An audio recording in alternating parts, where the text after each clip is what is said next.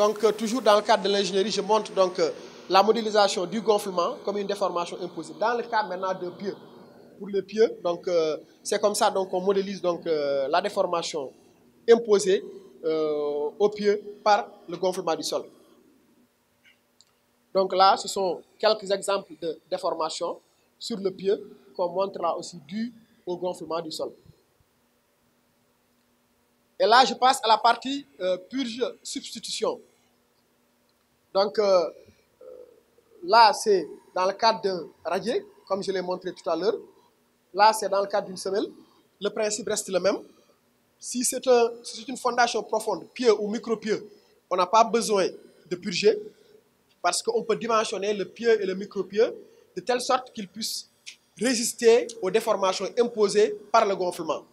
Par contre, quand c'est un radier ou bien une semelle, il faut substituer la partie de terrain qu'on considère très gonflante au vu des charges transmises aux semelles ou bien au radier, remplacer cette partie par un matériau inerte insensible à l'eau, comme de la latérite ou du sable, poser le radier dessus et poursuivre les travaux de fondation. Ce forum nous a permis de faire un bilan sur l'immobilier et les innovations dans les pôles urbains de Diamniadio et du Lac Rose.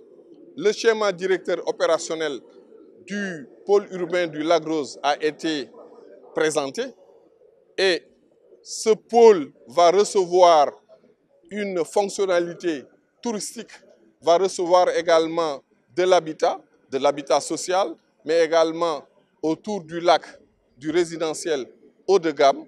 Ce pôle nous a permis également de présenter les innovations en matière de financement de l'immobilier, surtout les innovations qui nous ont permis de pouvoir réaliser les équipements publics dans le pôle. Une des innovations qui a été mise en exergue, c'est comment les pôles ministériels ont été réalisés.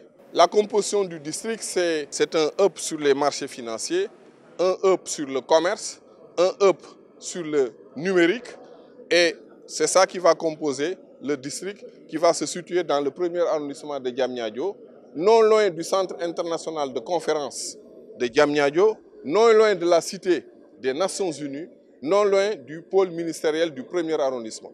C'est pour pouvoir financer toute cette économie liée aux bâtiments et aux travaux publics, toute cette économie liée aussi à l'industrie numérique, mais toute cette économie qui va être liée aussi à l'industrie du pétrole.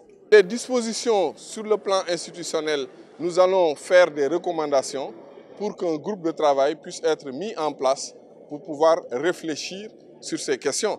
Parce que cela demande des compétences qui dépassent les missions de la délégation générale à la promotion des pôles urbains de Diamniadio. Nous avons aussi besoin de ressources pour l'immobilier de bureau.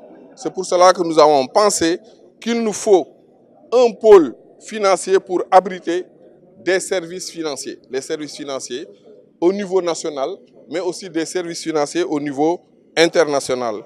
Ce sera aussi un hub pour le commerce interafricain parce que n'oubliez pas, l'ambition du président de la République, c'est de faire de Diamniadio un hub sur l'échiquier continental, un hub sur la logistique, sur le commerce, sur le numérique, mais aussi un hub sur l'événementiel.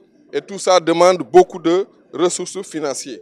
C'est aussi le district financier, ce sera un hub des marchés financiers, un hub de la digitalisation de l'économie et du numérique.